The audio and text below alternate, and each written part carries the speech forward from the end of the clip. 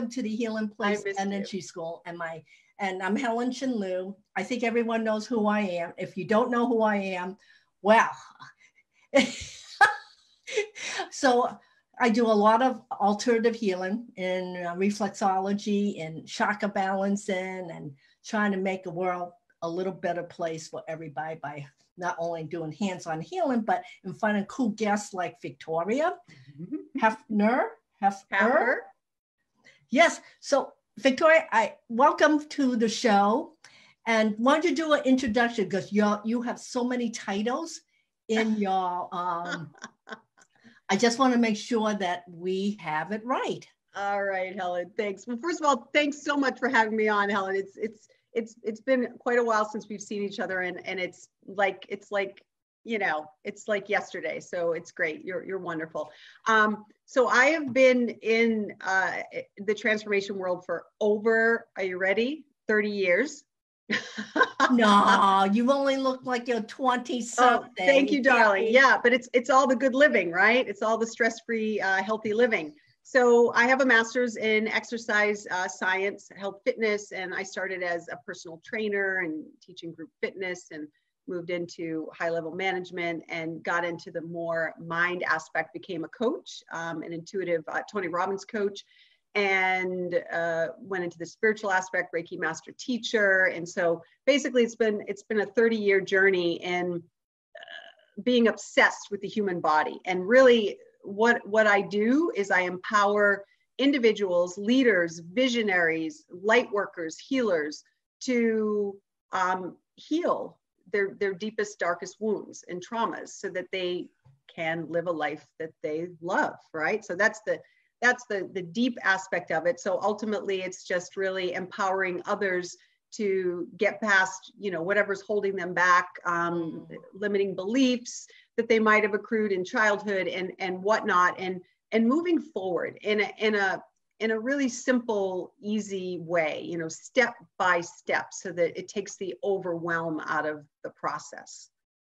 Well, it is. I mean, I think about my own journey, which I have been on personally for at least 20 years, and I am conscious about, and more so obviously since I've started the business. And we are all on the level of consciousness. I think about what is going on right now on the planet. And then I try, and of course in my linear brain, my ego brain, I'm trying to justify the ins and outs. And it's really difficult to grasp without spending time trying to decipher the information. Yeah.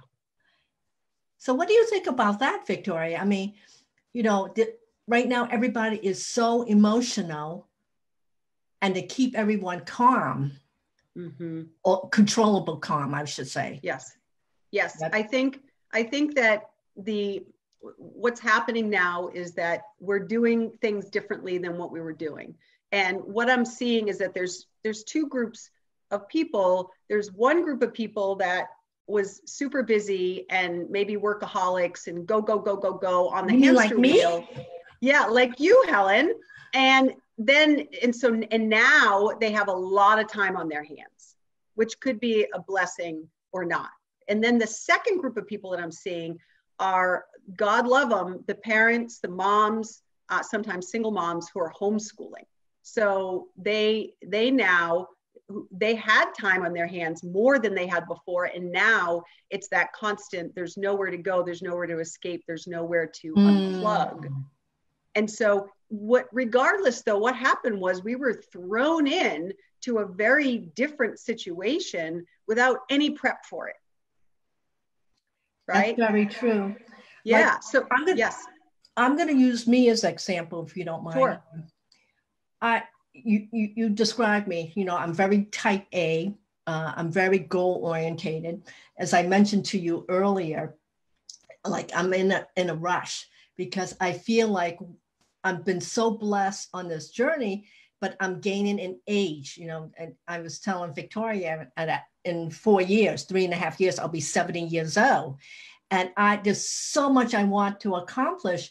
And then when my world came to a crash where I was not doing anything, I said, oh man, this is really, really difficult. And because I'm so structured, I did not know what to do with unstructured time. That's right. And all of a sudden the fear came in, like I'm sitting there. I'm literally spinning in my chair, trying to decide what to do next. My husband gets to watch me spin, and he spins the other way. So we'll spin it opposite. Right, because he's trying to ground you, Helen. He's trying to bring you back down to earth into the chair. Don't make me choke, Victoria. Okay, I won't. So in relationship to that, you know, I've seen so many silver linings. Of course, there's lots of stuff happening, and people are being challenged financially, emotionally, on all levels.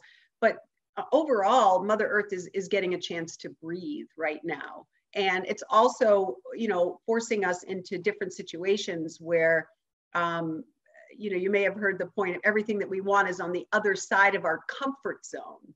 So like you were saying, you know, people saying it's so hard, it's uncomfortable. And so what do people do when they're experiencing something that is not comfortable? And then, so this is, you know, how are we, quote unquote, dealing or coping with these changes that have happened so quickly?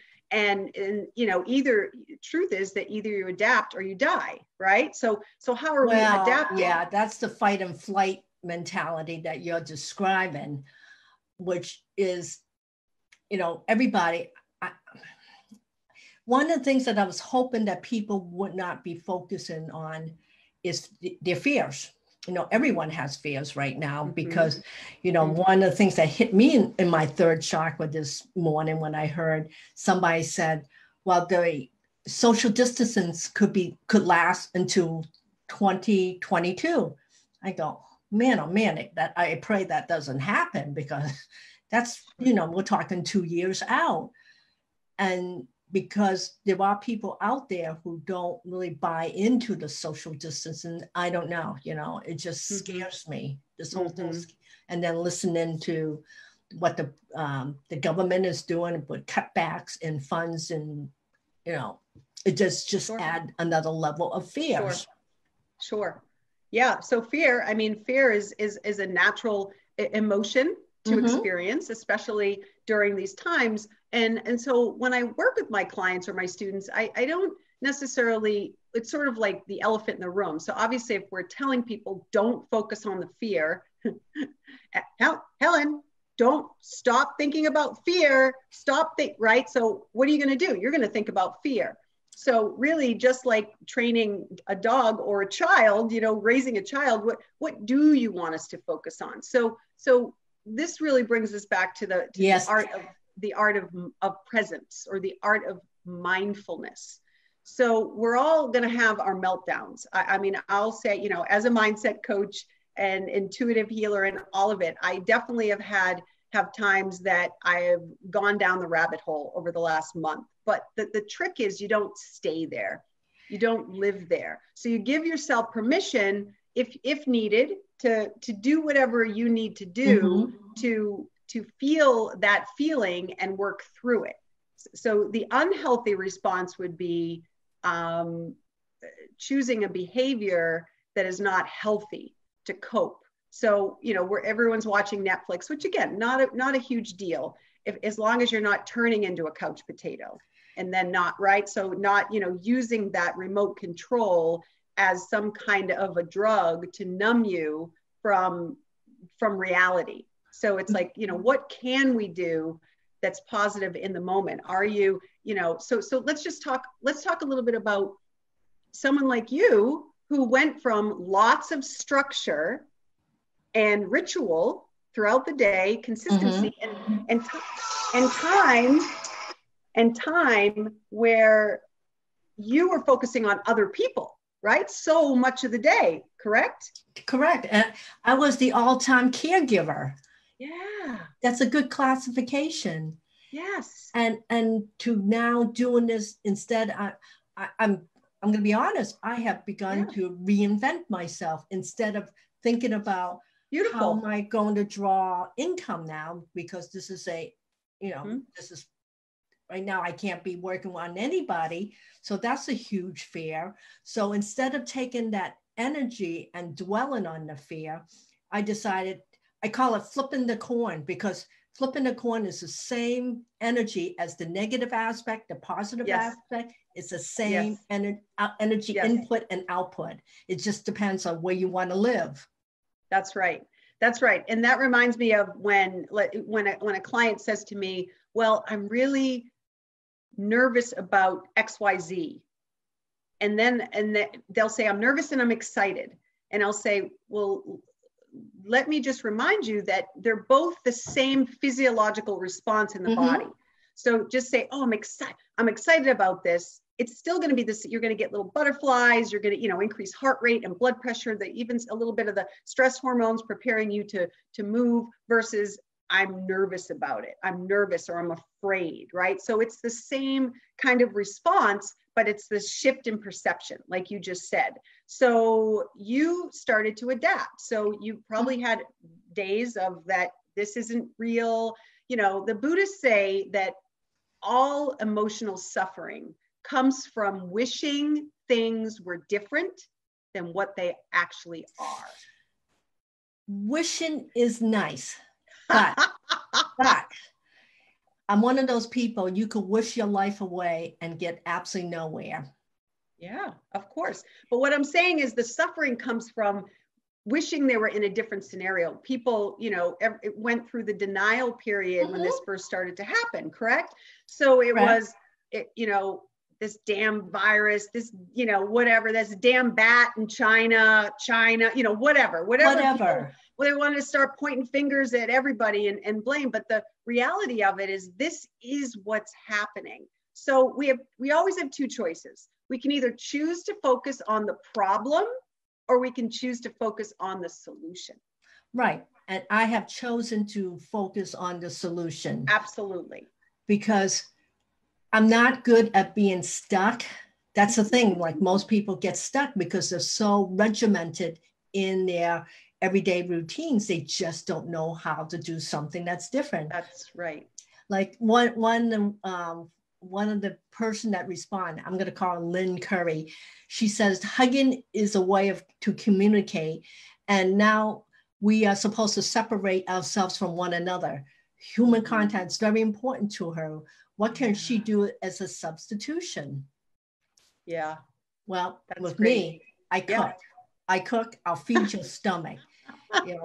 That's what I do. If you follow me for the past 3 weeks, you think that I'm as big as the house, because all I've been doing is cooking and cooking. In fact, I've been saying to my husband, I call him by his title. Husband, you gotta eat quicker. Love quicker, because I gotta cook something else. Love it, Helen. You're wonderful. You're wonderful. Well, if I can give her some other suggestions, I don't know if she's, single and alone in the house. If you have a partner, you can have hug time. Just because you live with someone doesn't mean you're hugging them. So maybe this could be a time that they're building a little bit more intimacy in their relationship. If she is single, and she's an animal lover, I'm seeing a lot of my my Facebook friends are fostering animals at this time. I am seeing that too. So I love that. So I don't recommend people go run out and adopt animals unless they work at home, because obviously they're, once they go back to work and back, then all these poor animals are going to be, out of a good home. But fostering, love. And the last thing, it's so funny, because actually my client was talking about this today. She actually has a big, huge teddy bear. Like a really big teddy bear. Like, she literally human size. So she's hugging her teddy bear. It's not quite, I don't think it's human, but it's big, it's pretty big. And she literally, that's what she does. Hey, that's okay. If that gives you comfort. Like yesterday, we did a meditation, a common meditation where you visualize putting a blanket on yourself, put a blanket on yourself and put a blanket on somebody else. And actually be in the moment where you could feel the hug.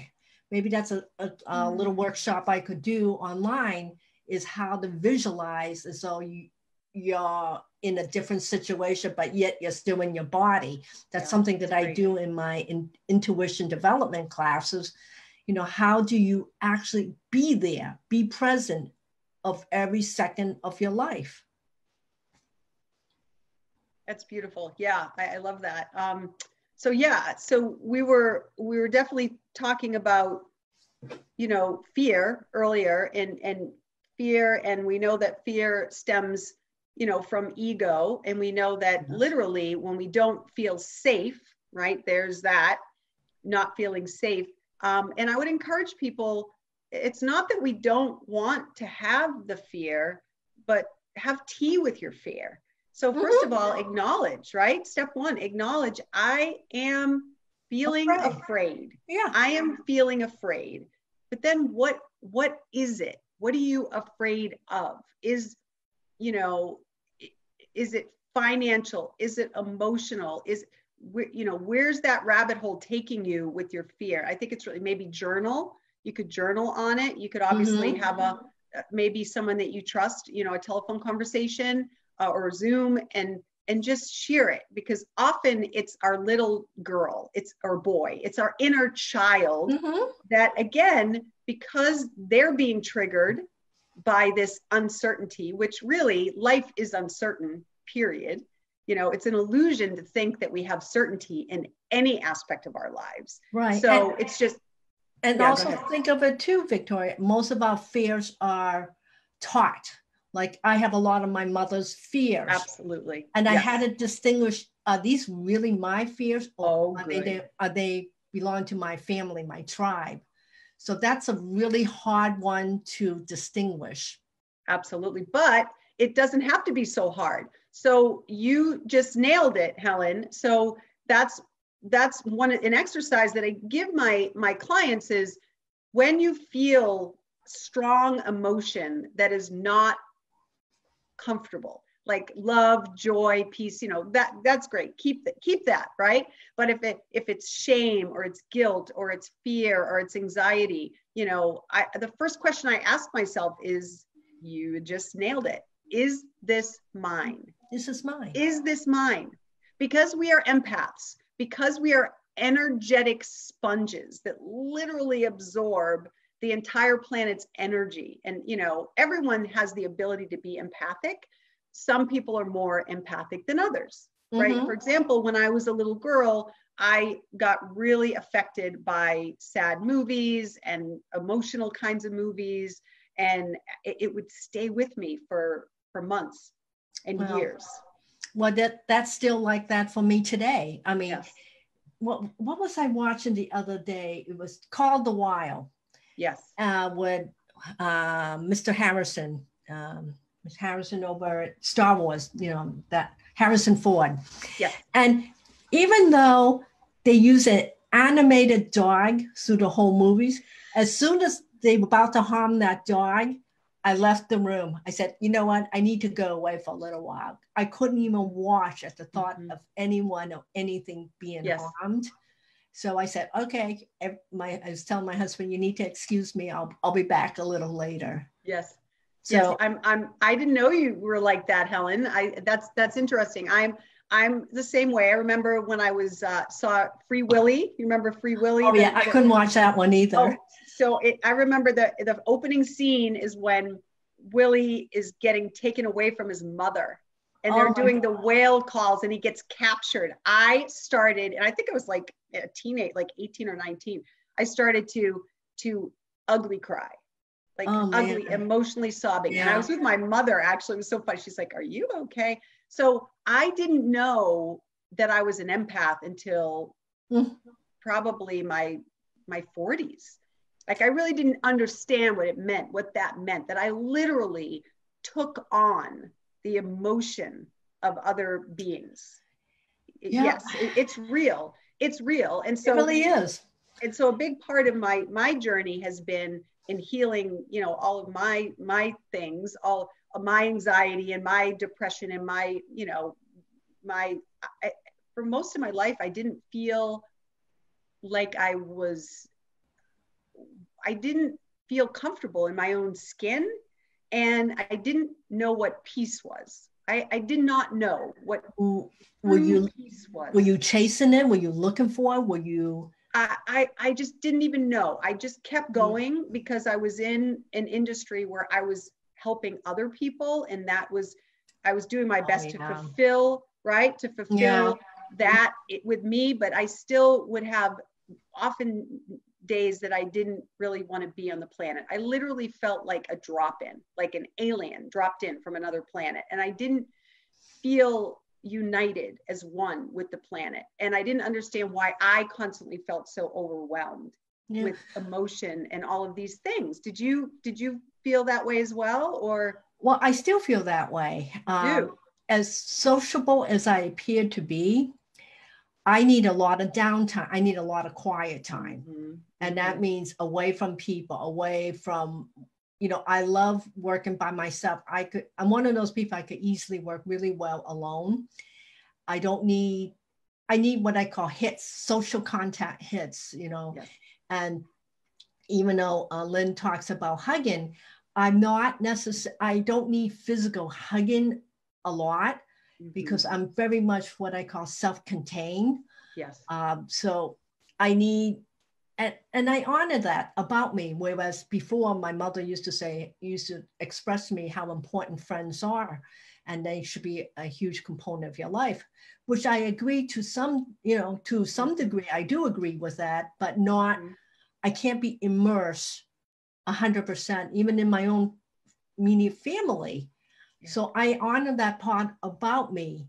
And then when I need to reach out, then I'm going, Yes. Victoria, you want to do a show with me? I love that. I love, for again, something I didn't know about you, Helen. I love that. And I really resonate with that because I'm the same way. I do have a handful of dear friends from all over the country Oh yeah, that I can yeah. get on a call with. And I'm very the same way. People think I'm such an extrovert and I'm really good in social situations, but honestly, I love being at home. I've always loved being at home. And now I have two pups. I have my little Oh, Captain I hear it. America and Thor, the pup of thunder, my little Chihuahua clan, and there's nowhere else I'd rather be. And of course, my beloved. So he, the love of my life. So I am think lucky that that's I have someone to share that with that I never did it. But so going back to the empath piece, because I'm sure people are watching and resonating and saying, okay, get to the, what's the end result here? So we Yeah, acknowledge. what can we give them as everyone helpful suggestions? Absolutely. So the first thing is to acknowledge that we are energetic sponges. We are literally made up pure of electricity and water and all of this stuff. And thoughts have energy. Yes. So, and there's no doubt. This is all metaphysical. Like there's quantum physics. There's no argument here. We know this already. So this is the thing. You could be in your car driving and in a lot of traffic, and you might pick up on someone's anger or frustration from two cars over. Literally, it may come into your energetic field. So you're not going to really stop that from happening. It's going to happen. So just know that often when you go into places, crowded places, not crowded places, you're one-on-one with somebody, your energetic fields are touching or colliding, or yes, your aura. So one of the biggest things that I've taught my clients is that you need to clean your energetic field on a daily basis. Yeah. So some people do it automatically. If they're coming for reflexology, or they're getting acupuncture, or they're getting, massage or yoga or physical exercise, they may not even realize that they're doing it, but they're clearing their energy. Just imagine like a big discharge, right? From the root down into Mother Earth, because Mother Earth will take whatever it is, any vibrational energy, and she will transmute it into that of love and joy and peace. Right. And you could do this through meditation. You could do this with intention. Absolutely. You could go hug a tree if one of those people who love take a walk in nature. At the end of my day, I take a bath every single day, sometimes with salt, sometimes not. But basically what I'm doing is clearing my energetic field. Yes. And you could do you could do white light showers. So again, Yes. you know, I love that we're talking We about should talk things. about what that is, because not everyone knows what a white light shower is. So a white light shower is just when you're in the shower, you imagine the water coming out of your shower head is just high vibrational God, goddess energy, you know, whatever you believe in as far as your spiritual beliefs, is just washing out any gook, junk, stagnant energies, thoughts, and feelings out of your field. Just clear it out, clean and clear. Now, the step that you want to make sure you do, that often doesn't get done, is that you seal, you ask your spiritual team. And sometimes people say, what is that? Well, we all have a spiritual team.